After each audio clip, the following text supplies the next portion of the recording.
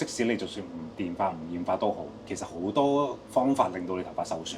我想問日常習慣對於頭髮護理係咪真係咁重要呢？定係其實我真係可能1個月2個月去做一次焗油，我嘅頭髮就已經會可以好健康或者好靚呢？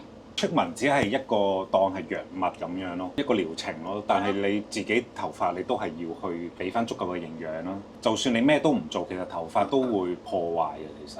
即係其實你咩都唔做，啲頭髮都有機會會變爛，因為你講真，你擺個歷史文物喺度，佢俾風吹都會爛啦，啱唔啱先？咁你咪日日做噶嘛焗油呢樣嘢，可能做完之後1個月或者甚至2個月之後先再做一次。咁你中間嗰30-40日喺度做緊啲乜嘢呢？你係咪破壞緊你頭髮呢？可能你自己唔知。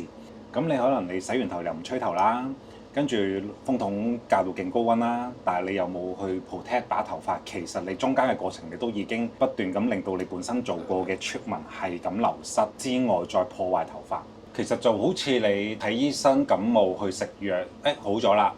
然後你就唔再去理自己嘅身體，由佢放縱啊，其實你身體一樣會變差。你每日做嘅嘢就係關乎你嘅頭髮嘅健康咯。